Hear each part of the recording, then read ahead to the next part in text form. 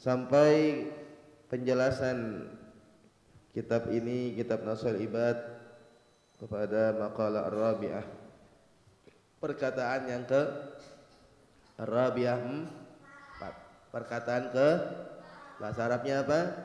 Ar-Rabi'ah. Perkataan keempat apa bunyinya? An Uthman radhiyallahu anhu annahu qala. Ya, ini perkataan dari Sayyidina Uthman radhiyallahu anhu. Siapa itu Sayyidina Uthman? Sahabat Nabi. Terus khalifah yang ketiga, khalifah Rasul yang ketiga. Terus mantu Nabi. Ya, kenapa? Karena nikah dengan dua putri Nabi. Sebutnya dengan apa? Dzunnurain. Siapa dua putri Nabi yang nikah sama Sayyidina Uthman? Ummi Kulthum sama Ruqayyah. Ya. Jadi ini Sayyidina Utsman bukan orang ecek-ecek, ya. Bukan orang sembarangan. Makanya perkataannya kita harus jadikan contoh, ya. Harus jadikan apa? Panutan, tuntunan dalam kehidupan kita. Apa kata Sayyidina Utsman? Qala, beliau berkata, fi tafsir, dalam tafsir qaulihi ta'ala, firman Allah yang berbunyi wa kana tahtahu kanzul lahuma. Ya, jadi ada ayat bunyinya wa kana tahtahu kanzul lahuma. Siapa tahu ini ayat ada di surat apa? Surat Al-Kahfi, ya. Al-Kahfi juz berapa itu? 15, ya.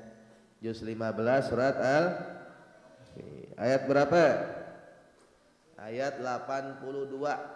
Al-Kahfi surat keberapa? Surat ke-18, ingetin. Al-Kahfi juznya juz berapa tadi? Juz 15. Ya. Juz ke-15. Surat keberapa? 18. Ayatnya apa? Ayat keberapa? 80. Bunyinya apa?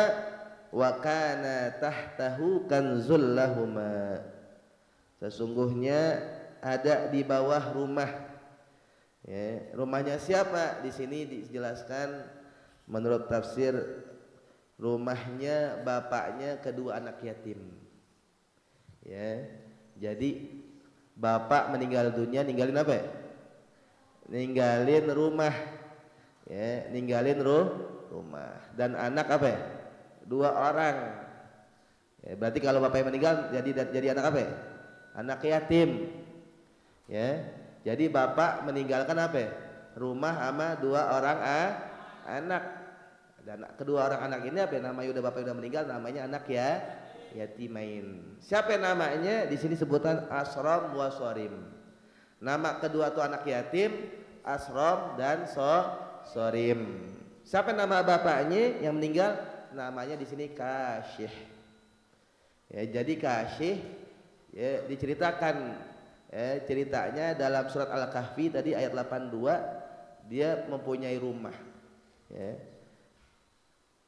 Punya rumah, ninggalin 2 anak, namanya Sorim dan bapaknya siapa namanya tadi yang meninggal? Kasyih. Kasyih meninggal apa ya? Ninggalin rumah sama 2 orang anak laki-laki, namanya Sorim dan Asram. Nah, di bawah itu rumah tahtahu kanzul lahuma, ada rahasia harta karun, ya, yang begitu apa? Yang begitu banyak. Di bawah rumahnya apa? Terdapat harta kanzul lahuma. Buat siapa? Harta karunnya buat siapa? Hartanya si Kasyih, orang tua yang meninggal bapaknya tuh. Buat kedua anaknya. Siapa tadi? Sorim dan Asram. Ternyata kanzun yang dimaksud di sini adalah lauhun min dahabin. Ya. Apa artinya? Yang dimaksud harta karun di sini adalah apa? Lauhun min, papan yang terbuat dari emas. Emas aja nih, ya, cuman 5 gram harganya 3 juta. Kalau 600.000 kayak Firdaus. Dengar-dengar emas naik harganya hampir 800.000. Berarti kalau 800.000 kali 5 gram berapa ya, Dil? 4 juta. Apa ya? Cuman di jari doang satu tipis 4 juta. Belum melewat, belum semuanya jarinya ada emas. Belum punya kalung kiloan. Oh, itu berapa itu? Ini papan, papan terbuat dari emas, bisa dibayangin tuh berapa kilo beratnya. Kalau beratnya taruh 100 kilo, namanya papan berat.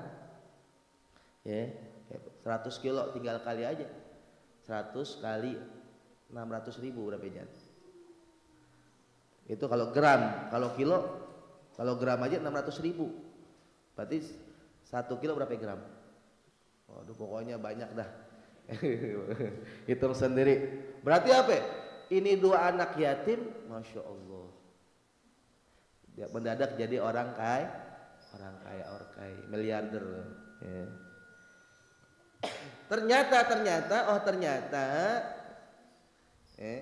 di dalam papan emas itu zat ada tulisan, ada nasihat, masya Allah. Lihat emasnya aja orang dulu apa?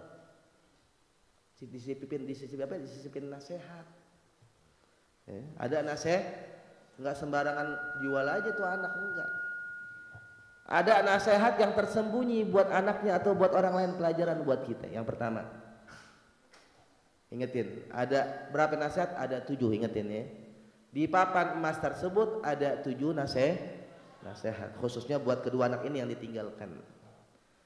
Apa kata itu nasihat di tulisan itu di papan emas itu? Pertama, ajibatu liman arafal mauta wa huwa yadhak. Pertama, ingetin. Tulisan nasihat salah satu dari papan emas itu yang pertama, aku heran.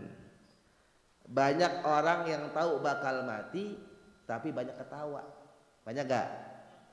Tahu bakal mati, tahu dia gak selamanya hidup di dunia, tapi kurang banyak tafakkur, kurang banyak ibadah, kurang banyak merenungkan dosanya, nangis, mencucurkan kedua air matanya di sejadah mereka.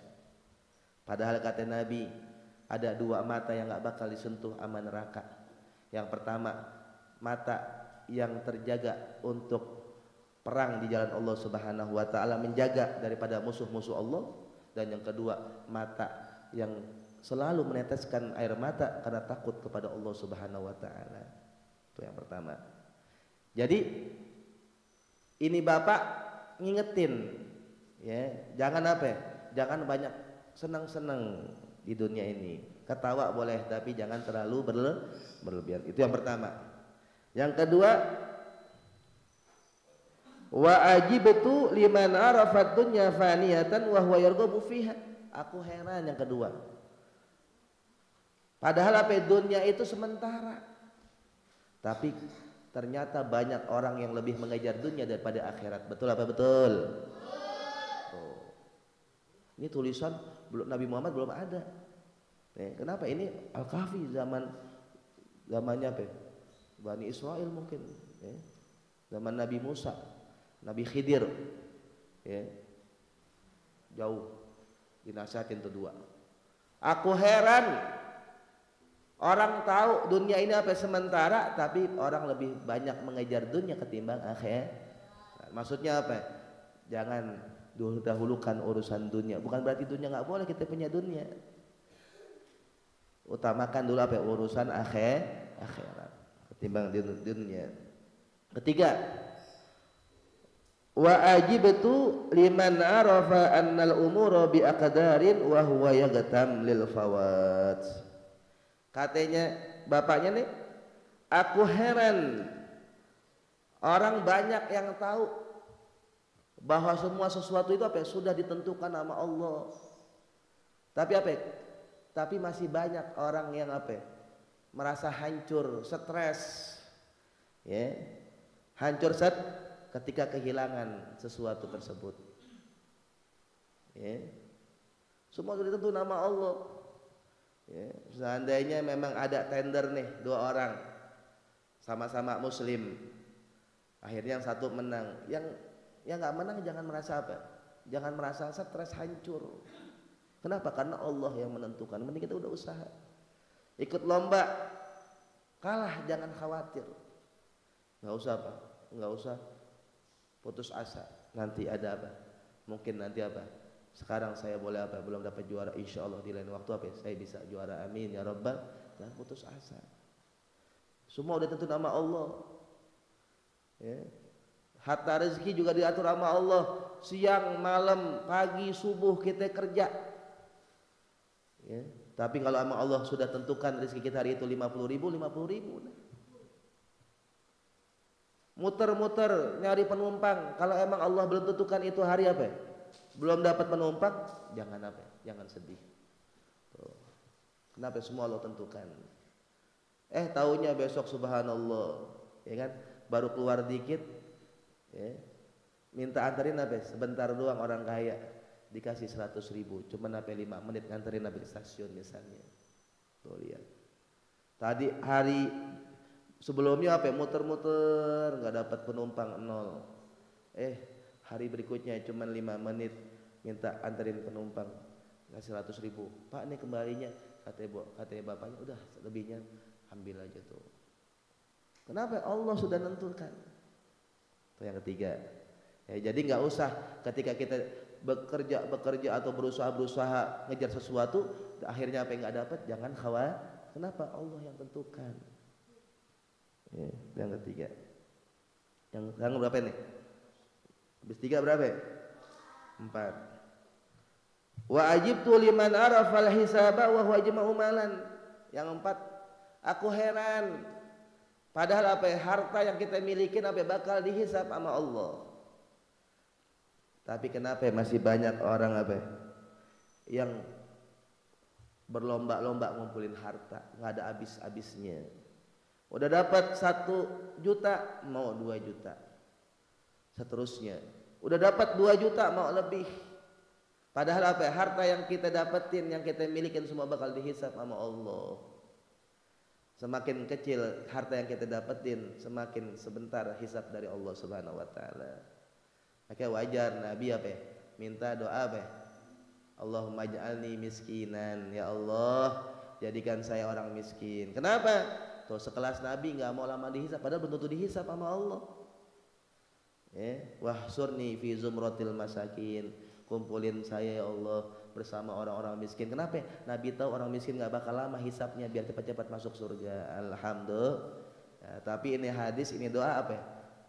Kayaknya nggak ada umat yang mau ngamalin. Ya, ada. Ya. Kayaknya nggak ada, ustadz aja kagak mau ngamalin ini doa. Ya, pengennya ya Allah waj'alni ghaniyan ya Allah. Ya benar. Kalau kelas Nabi mah apa? Biar kata minta miskin tetap dikasih kaya sama Allah. Kalau kita minta kaya supaya apa? Supaya kalau kita punya duit banyak kita bisa bagi-bagi, betul? Gimana mau bagi-bagi duit? Dompet tinggal 2.000. Ya 2.000 mau ngasih orang lewat kotak amal, ya gue nggak bisa jajan es 2.000, nggak jadi sedek. Tuh kalau di dompetnya merahan semuanya, merahan semua tahu.